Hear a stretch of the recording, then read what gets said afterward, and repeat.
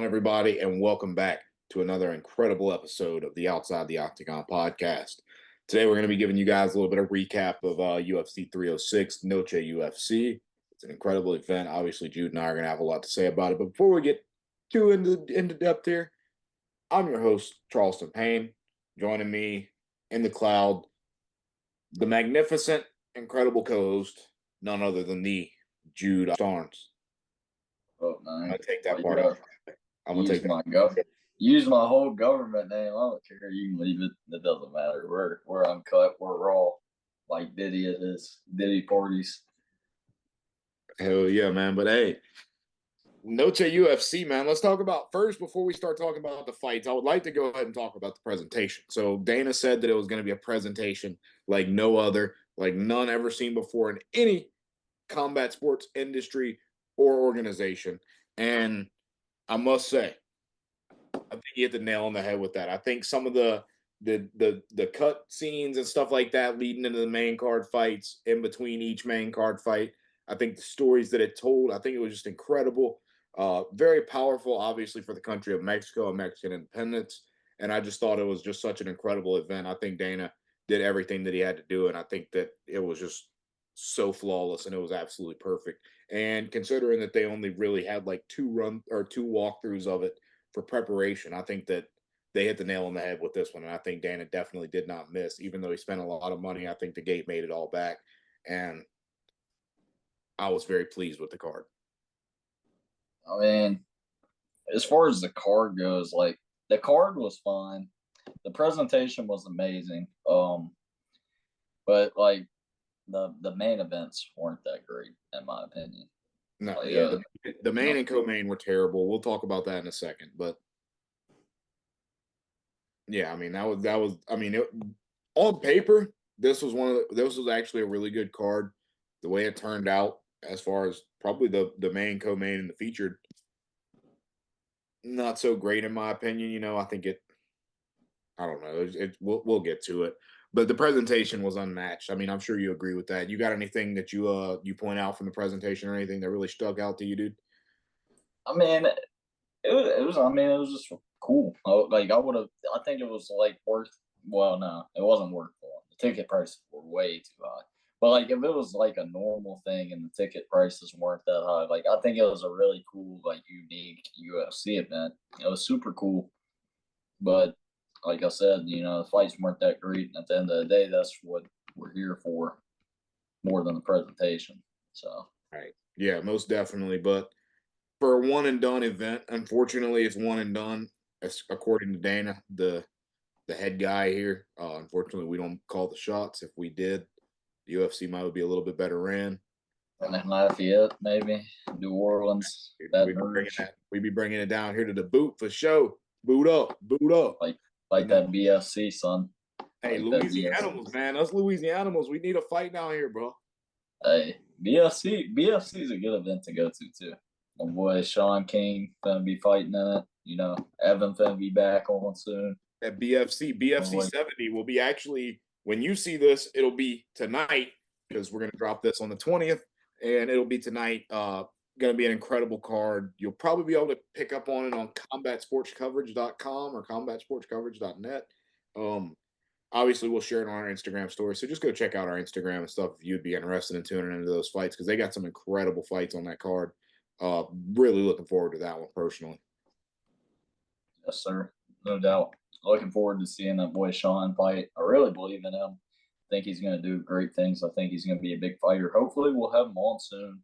Ready to eat one of his leg kicks, eat another leg kick.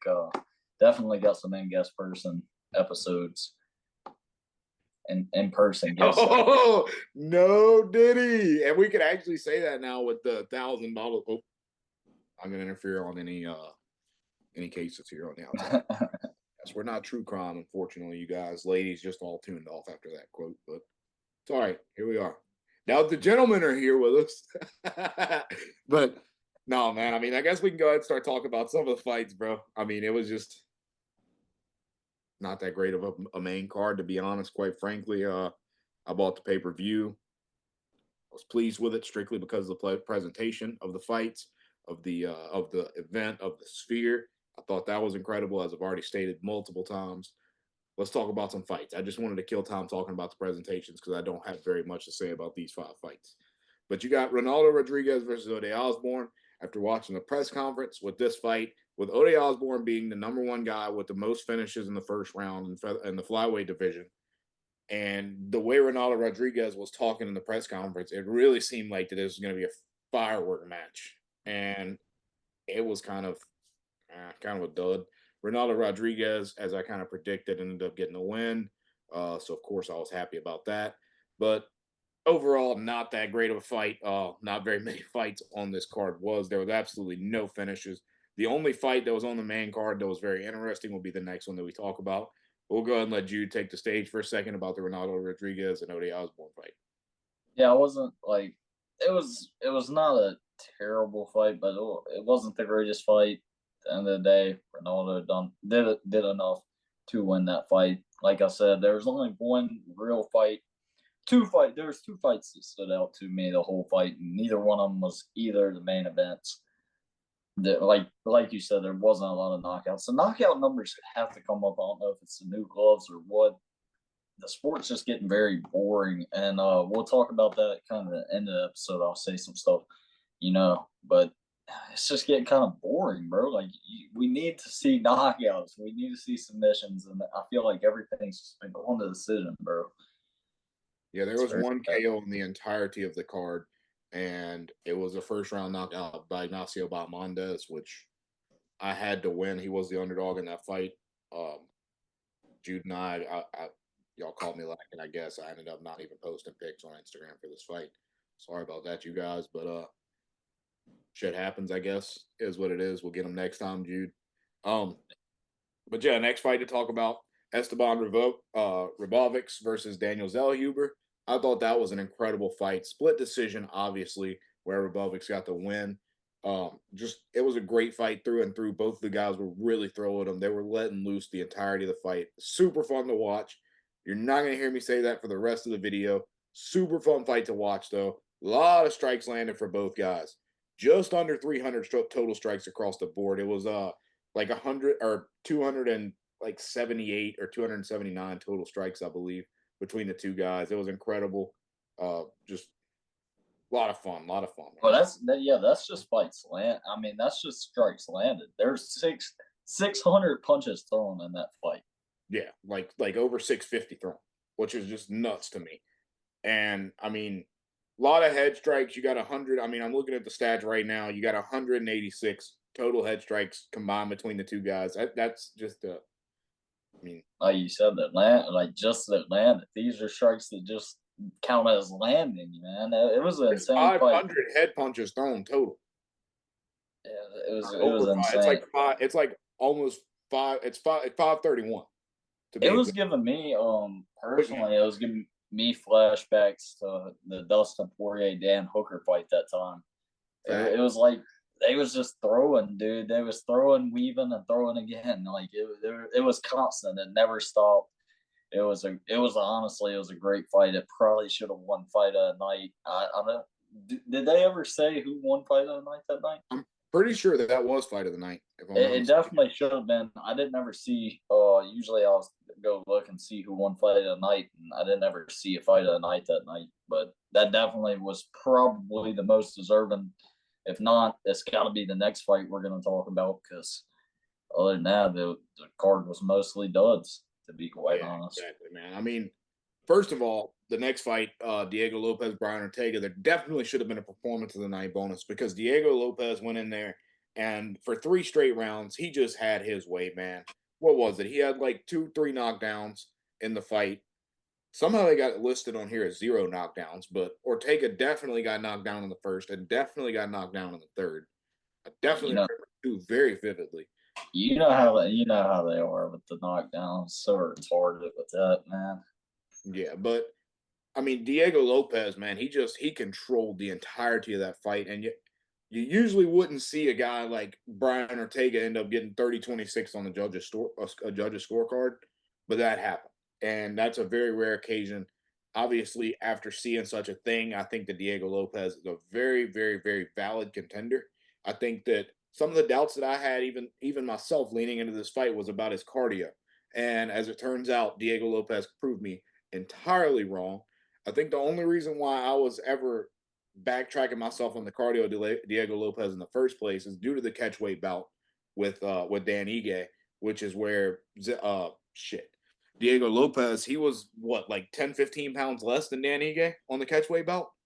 And Yeah, when it was you're eating short shots notice. by a guy that is that significantly bigger than you, in a especially in a fight where you're not even close to the same weight, you're obviously going to lose a lot of stamina behind yourself. You're not going to be able to power through those takedowns come the third round, especially if you've been trying to take the guy down through the first and second rounds, and he literally weighs 15 pounds more than you at the time of the fight because they weighed in what, 2 hours before they fought. So after seeing this fight, I completely backtrack myself. Sometimes even experts can be wrong, I suppose. But I completely backtrack myself on everything bad I said about Diego Lopez. He's real, he's fierce, and he's going to be an incredible contender.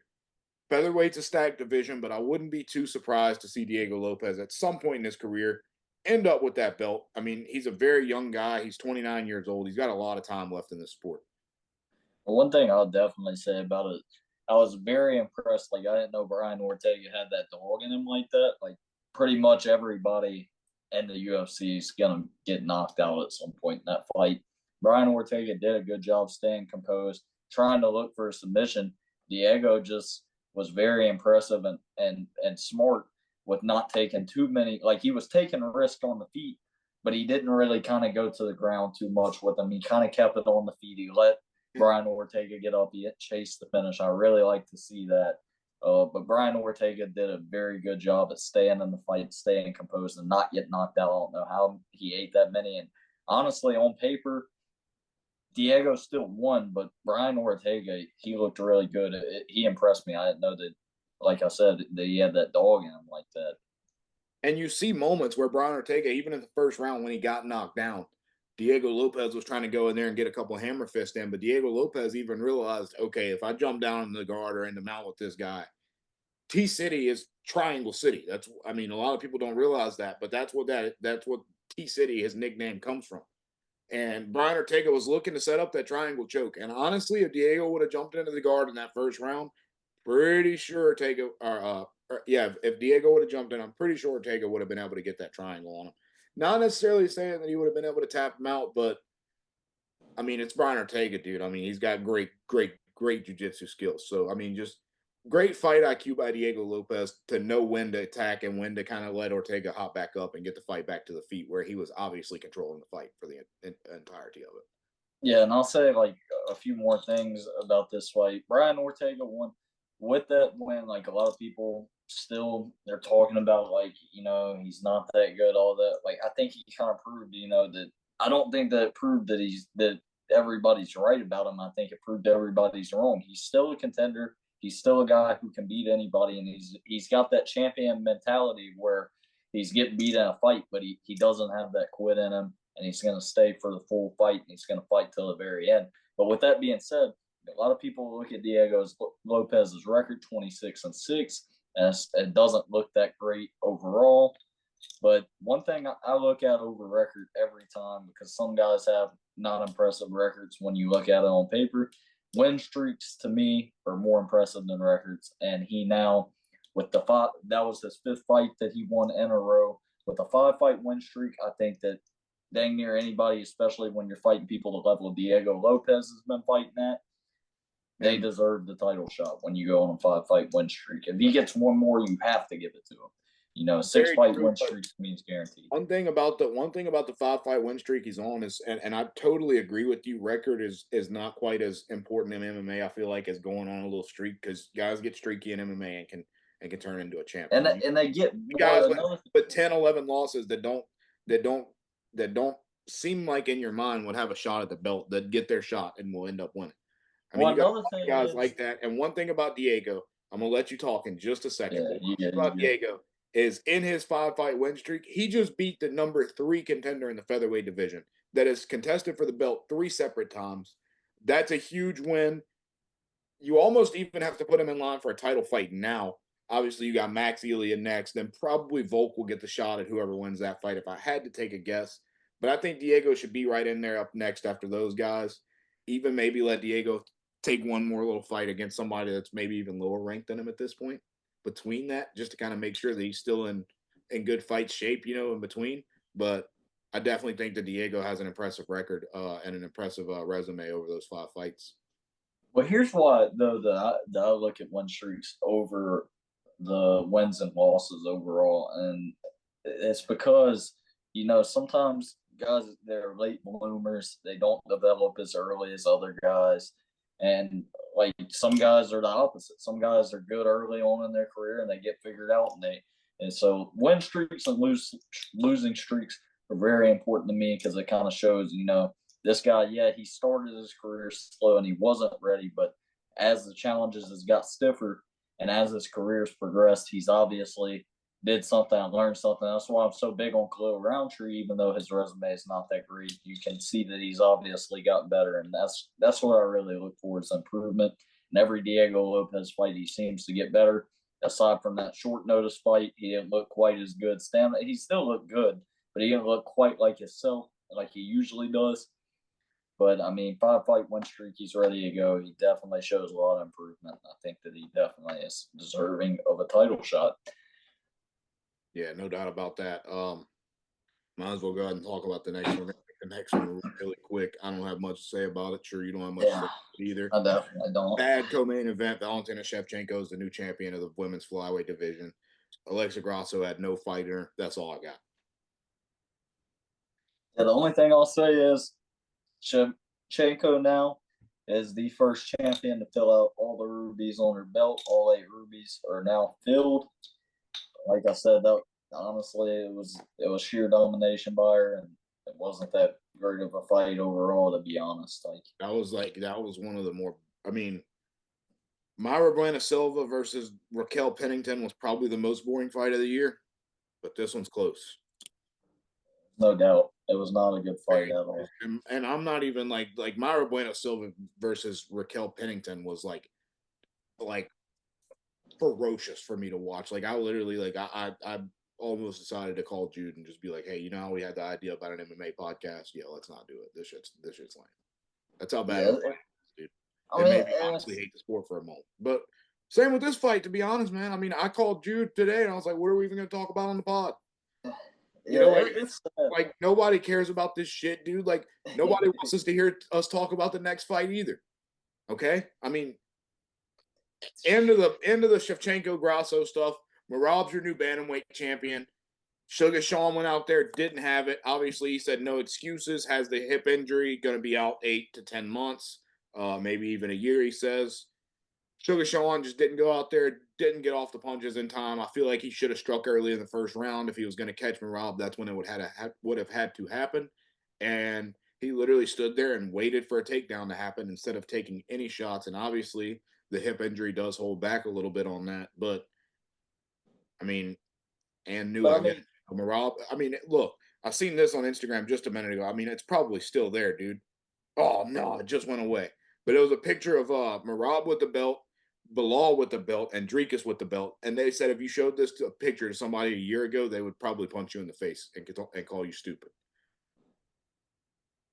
And now and I love Bilal as the champion. I'm not even gonna lie. Like Bilal is gonna probably revive the welterweight division until he fights Shavkat.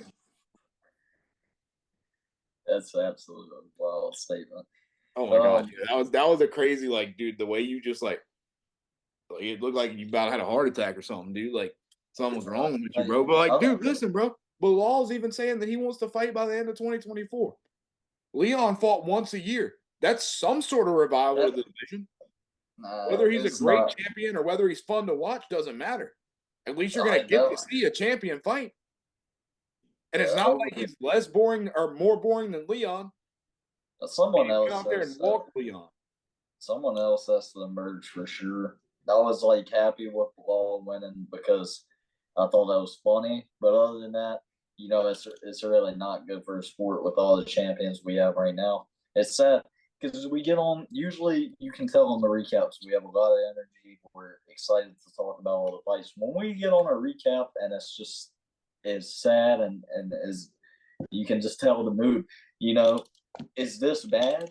that means the UFC is not in good shape, and it's just not in good shape right now. Like the most exciting thing we have right now is ball, unfortunately. But I mean, Marab Sean went exactly how we said it would go. We said if this goes to decision, there's no chance that Sean O'Malley's winning against Marab by decision. Marab may never lose by decision, and if Marab was going to be able to get him down, he was going to win that fight. If he could get him down and just sit on top of him, he was going to win, and he did. So, and he didn't only do that, dude. He outstruck Sugar. He fought better than him on the feet, on the ground, everywhere in the fight. But most of the time, it was Marab's fight through and through, dude. There was no shot in that fight where I was like, okay, Sugar's got a chance until he caught him in the 5th round with like 15 seconds left. Like, oh my God, Marab's looking at the clock. He's scared. He's scared.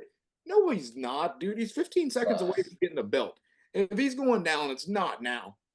And it was a body kick. It wasn't like it was anything crazy. But to me, that's like the main thing. Yeah, he did outstrike Sean, but like it wasn't like a whole lot on the feet. He was in and out on the feet. Like he would strike, he would get out. Okay, you get out of Sean's range. He did a good job doing that, but with Sean's hip injury, and I'm not making excuses, he wasn't able to chase him like he normally does. He wasn't able to get the explosion and the stuff like he normally does, and wasn't able to get the fireworks. But Marab would get in, he'd get out, then he level change, get the takedown, and basically just sit on top of him and beat the crap out of him on the ground, which ground and pound, I mean, it's a good way to win fights, bro. So Marab's the champ. I won't take anything from him. I wouldn't say he's the most boring champ. Like, I don't know. Maybe we should just give these guys a chance. But like, we have to see some. Like, I'm tired of seeing decisions, bro. I'm so tired of seeing decisions in these championship fights.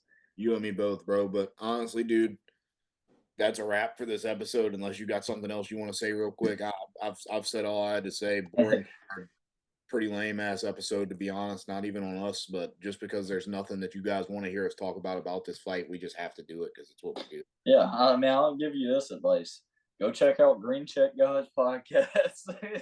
We're gonna drop Green Check Guys is my other podcast with Jonathan Maese. You guys will probably hear from him at some point. We're talking about trying to have him on before like 308 or something because he's a big Elia fan. But he's a big Elia fan. Check out Green Check Guys on Instagram. Check us out on YouTube at Green Check Guys. Obviously, follow our podcast at Outside the Octagon Pod _ There was just a few more interesting things that we were able to talk about on Green Check Guys than this lame card that we had at 306. At least we got to talk for 5 minutes at the beginning about the presentation. Without that, this probably would have been a 3-minute episode. But that's about all I got for this one, to be honest, man. Instagram and Outside the Octagon Pod. Like, subscribe. ProwlerPickles.com. Use code OTO10 and check out. Get yourself some fire-ass pickles. And that's a wrap.